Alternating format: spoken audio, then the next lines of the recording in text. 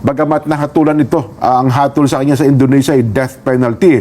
Nakatakda na dapat itong bitayin noong nakalipas, pero hindi po natuloy at nagmamakaawa tayo na kung maaari, makulong na lamang siya ng habang buhay. At ang latest pala kong ang atin hong binabanggit, ito pong si...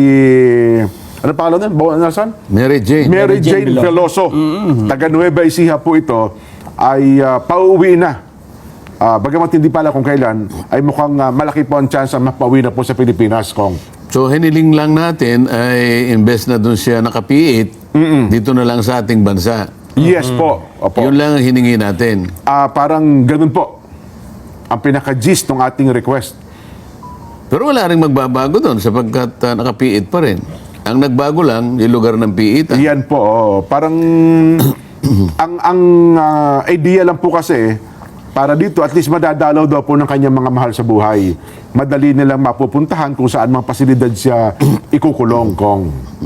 At saka kasi ang una kasing hatol sa kanya, bitay talaga eh. Ibig sabihin ay kasama siya sa mabibitay, nausog na ng nausog hanggang sa mukhang yung bitay ay nawala na rin eh.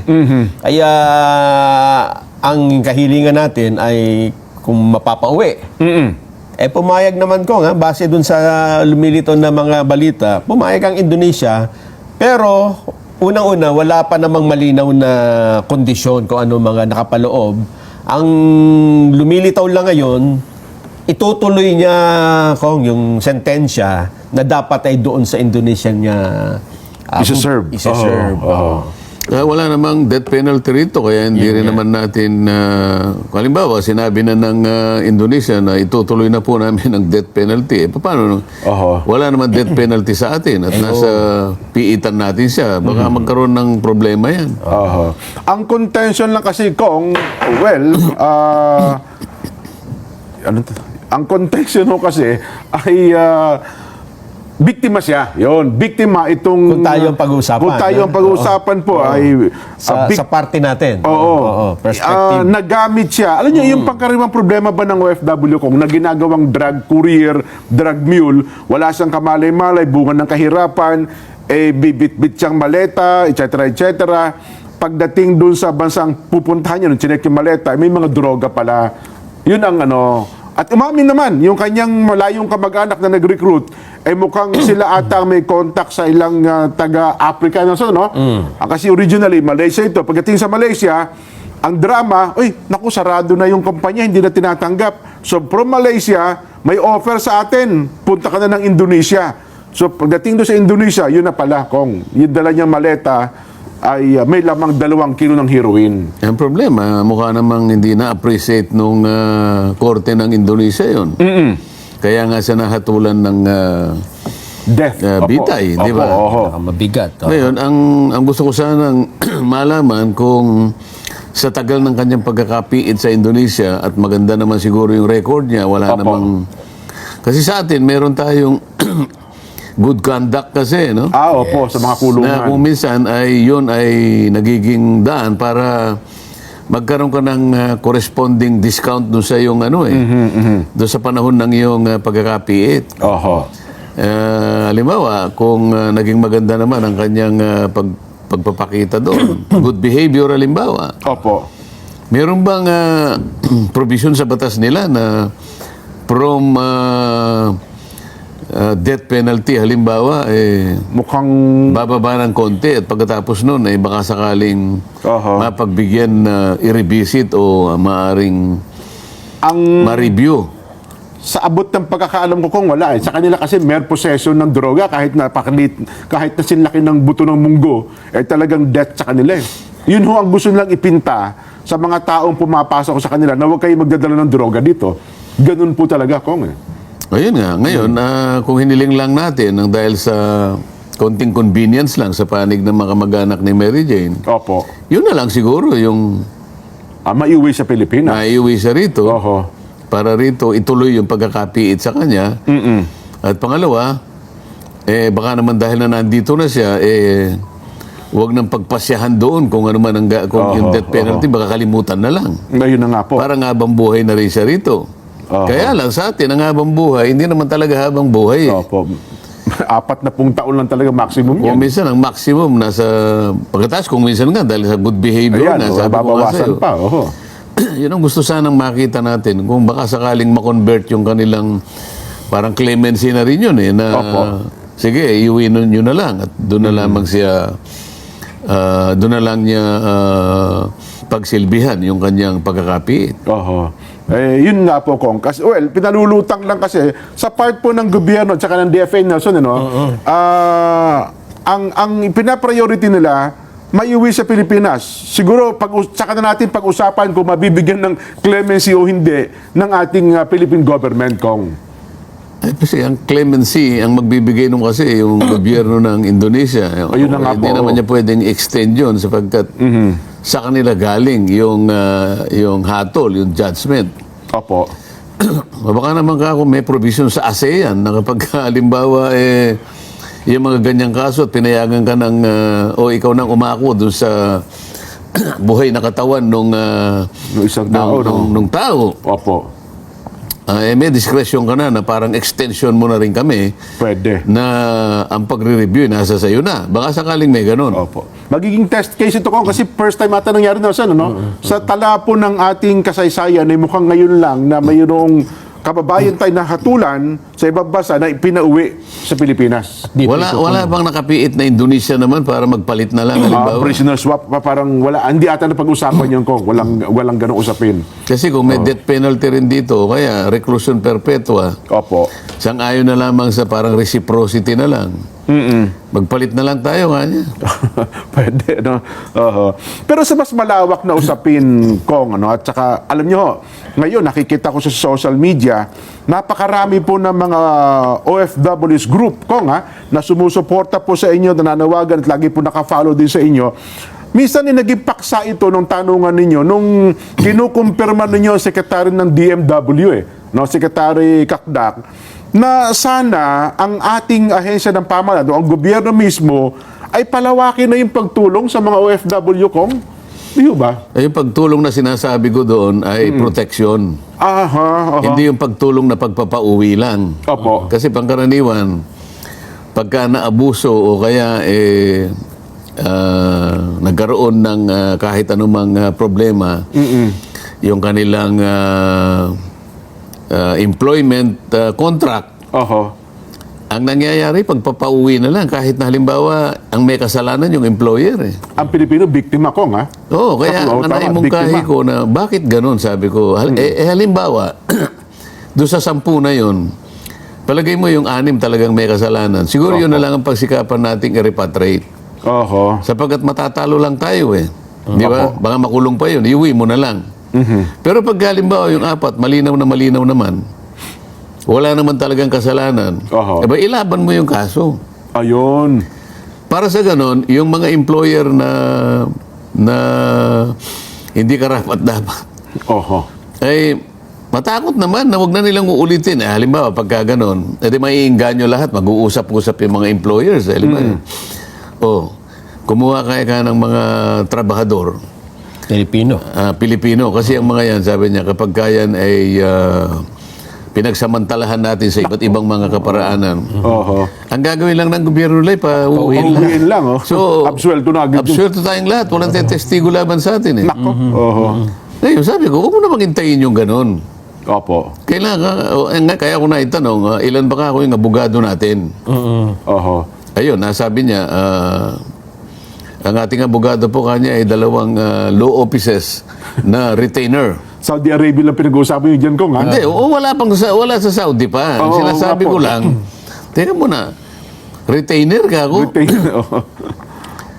Ay sabi ko, correct me if I'm wrong. Opo. Kasi, alam ko, pagka-retainer, merong may karampatang bilang lang. Alam mo, hindi ka lalampas sa 100. Opo. Dito sa ating bansa, pag retainer, pangkaraniwan, hanggang ano ka lang Mga law office na retainer Hanggang mo lang. 100 lang. Opo. Paano halimbawa kung ang mga karamihan ng problema ay sa Saudi?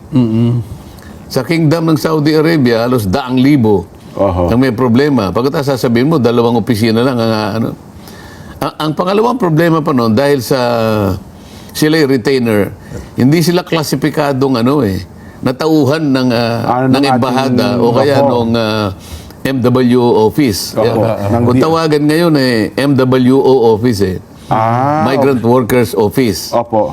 Na ang tawag ay labat pa rin. Ito yung labor attaché. Labat. Okay. Paano ka kung gagawin natin kung dadalawa lang? Kailangan paramihin mo ka ako yung pumuha ka, mga secular lawyers. At yung secular lawyers na kukunin mo, dapat taga doon sa lugar na kung saan kakailanganin ng mas maraming proteksyon. Kabisado niya yung batas. Ano? Unang-una, Oho. kabisado niya yung mga batas. Yan. Pangalawa, may connection na siya dyan, may influensya na siya. Oh, yun, oh. Nakatutulong yun. Pangatlo, sabi ko, magagamit mo sila na parang sarili mong employee. Oho. Dahil on call. Mabibigyan mo sila ng mautusan mo sila. Mamamaximize mo sila ngayon. Oho. Wala ka naman problema ka kung sa sa budget mo Sapagkat nung panahon na yun, 2.8 billion ang budget nila. Laki, O, hindi mo naman masasabi, mahal nga ako yung secular lawyers. Pero pag kinuwenta mo, Oho. kahit na limbawa sa Saudi, maglagay ka ako ng tigtatatlo mula isa sa Al-Kubar, isa sa Riyadh, Apakalaking at bansa. isa doon sa Jeddah. Oho. Diyan lang kako, magumpisa ka kako sa tatlo, malaking bagay na ang protection na may bibigay mo. Oho. Kaya inabot siya ng tama naman po kayo, kanya gano'n. At saka, nung siya'y ma-defer, nagre-report siya sa akin, sinimulan niya talagang mag-hire. Tama naman pala. At Sinunod pagkatapos talaga ka niya. ako, paano ka ako yung labat ng Al-Kubar? May sakit yun. Paano yung gagawin mo ron? Opo. Parang ka ako ang gumaganap ng tungkulin ng may sakit mong labor attaché, yung asawa. Pwede ba yun? Oo nga. Mali pwede- naman ata. hindi pwede yung Hindi ganun, naman empleyado yung asawa niya. Kaya Opo. ayusin mo. Hindi makakaano yun. Hindi makakatugon sa pangangailangan ng tungkulin sapagkat hindi naman niya alam yun. Oho. Oo. Ayun. Tama kayo kung kasi itong kaso ni Mary Jane, Oo. pag tiningnan mo dyan, Sino? yung Suriin lawyer. mo yan. Sino lawyer? Yes. Oo. Yung lawyer po niya, bigay lang nung government nila doon Nagkaroon nga ng problema yata sa ganon. language barrier. Pagka hinanap Tama. Marami siyang hindi Yes. naintindihan. Yes lang na po ng yes Nung binigyan siya ng lawyer, doon sa istorya na binasa natin kahapon. Ngayon pala, pag yes, inaamin mo. Parang inaamin pala niya. Binigyan na siya ng abogado na English speaking. Hindi niya naintindihan. May tanong kasi ko. Hindi rin siya marunong kasi parang grade 3 lang po ata siya kung na hindi niya talaga naintindihan ang mga sinasabi ng mga abogado niya doon. Yung pala, pinaamin na pala siya. Ang isang tanong kong na itinanong sa Oo. kanya na naging dahilan kaya siya hinatulan ng guilty ay yung nagsisisi ka ba sa pagpapapasok mo ng droga sa Indonesia? Ayun, Ang sagot niya, yes. Hindi, sabi niya hindi Ganon. Oo, kasi ibig sabihin hindi niya naintindihan. Oo, Kasi, parang hindi siya nagsisisi. Parang Kasi kung naintindihan niya lang yan, hindi siya sasagot ng hindi po ako na gano'n dyan. yun na lang po. Ba't di na lang Kapampangan ang ginamit? Baka mas malapit-lapit pa yun. Oo nga po, Nubaysahan na naman pala siya, no?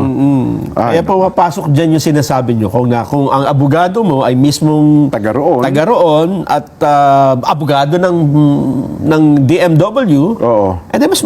mas maganda ang laban. Ibig sabihin, kinuha mo pero taga roon, pero naglilingkod siya sa mismong opisina. Ayun, Kasi nadidirect mo siya. Empleyado mismo, di ba? Kasi ang nangyayari halimbawa, kung ang pag-uusapan natin, Kingdom of Saudi Arabia, ang kinukuha nila yung mga tinatawag na Sharia lawyers. Opo. Pero, yung mga Sharia lawyers, pangkaraniwan, nagagamit lang na interpreter. Kasi hindi nila sa ulado, hindi nila alam Opo. yung mismong batas. Doon sa bansa na yun. Doon sa bansa na yun. Ayun. Binigyan ko ng halimbawa. Tingnan mo ka ako, Mr. Secretary. Kapag ka nasangkot ka ako yung isang Pilipino, nag-away sila. No? Opo. Pagkaraniwang kasalanan naman talaga nung Hindi ko sinasabing palaging kasalanan ng employer. Opo. Pero, pangkaraniwan nanggagaling sa employer. Halimbawa, delayed ang sweldo. Ayan. O kaya yung iba pang mga benepisyo, hindi ibinibigay. O kaya kung ibigay man, wala talaga sa panahon. Opo. Eh di siyempre, nagkakaroon na ng iringan na yan. Oo. Hanggang sa, halimbawa yan, gumawa ng paraan para tumakas. So pag tumakas yan, Nako. sasabihin niya kaagad, hurub. Yung hurub, ito yung umalis Idideklara na. ka, Oho. nilayasan mo yung kontrata. Oho. Kapag ka ikaw na-declare ka ng hurub, wala ka ng kapag-apag-asa sa bansa na yun. Wanted ka nila na. Dahil wala ka ng legal personality. Ayun. Ngayon, ang gagawin mo ngayon, pupunta ka sa bahay, ano tawag doon? Meron tayong parang Opo, parang bahay kalinga ang tawag. bahay kalinga, Oho. na pansamantala, Doon habang kayo. nire-resolve mo yung problema mo, nandun ka pa lang. Opo. Eh di si, paano mariresolve ang wala kang wala kang abogado eh. Oho.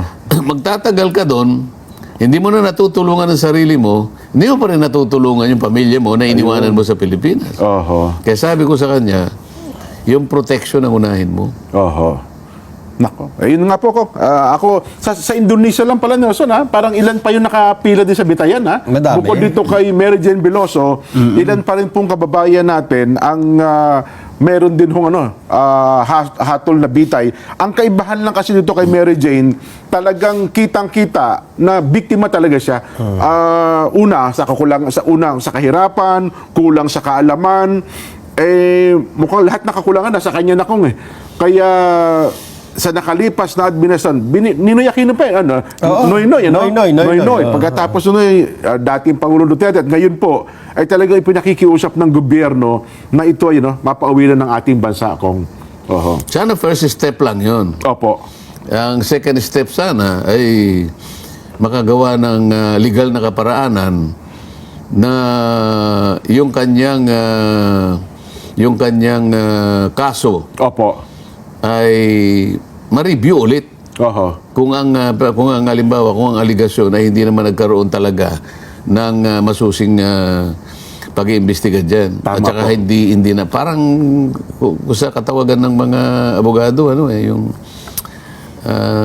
hindi nagkaroon ng Yung maayos na ng failure of something, nakalimutan ko lang yung termino. Oho.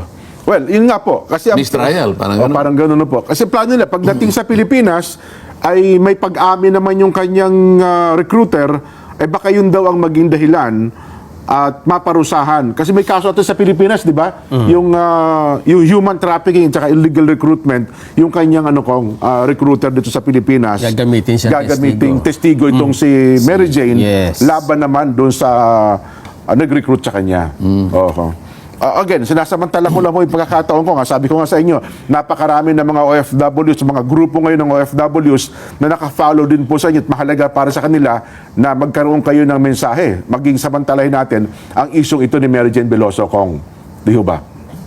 Anong mensahe yung ibibigay mo sa kanila? Hindi, ang ibig sabihin sana ay ingatan nila yung kanilang sarili kong alam nyo, kapag tayo minsan kasi sobrang hirap na kapit sa patalim Nandun nga ako sa Singapore nung isang linggo, di Ayan, ba? opo. Yun ang una kong sinabi sa kanila. Oo. Sabi ko, kung ikukumpara sa ibang bansa, dito sa Singapore, mas maganda yung kalagayan ninyo. Kaya mas maganda ka ako yung pagsunod sa disiplina nila. Alam ko naman ako dito, masyadong mahigpit dito. Pero, nasa katwiran naman ang paghihigpit nila Opo. Siguro ako, kailangan huwag kayong maglilikat doon sa pagsunod doon sa mga disiplina para hindi kayo magkaroon ng problema. Oho. Akala namin yung pinakamalakas na pumalakpak kung sino. Oho.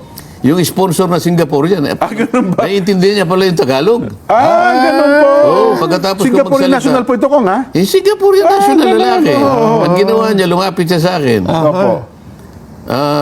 Ayan yung si Eya, makakapagpatunay. Opo. May dala-dala siyang drinks. Opo.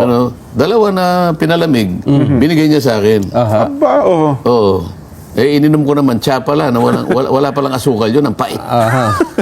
Pagkaraniwan po sa kanila. Pero ang maganda doon, inabot niya sa akin. Ayun. Talagang pumalakpak, maniwala ka sa akin. Either naintindihan niya o natutuwa siya sapagkat napapangiti yung mga Pilipinong aking Totoo. pinagsasabihan. Kasi isa sa mga, kumbaga, pang-testing ng mga Nelson, tumatakbo sa politika, pag pumunta ka ng Singapore, at hindi ka pinansin, parang hindi ka makikilala. Ganun Pero ba pagka yun? pumunta ka doon sa Singapore, isa kang Tapos nakita ka ng mga Pilipino. nakita ka ng mga Pilipino at pinagkaguluhan ka, Ibig sabihin, may pag-asa ka. ayun, ang laki ng Ba? tsansa. Kung, Oo nga, no? Opo. Parang live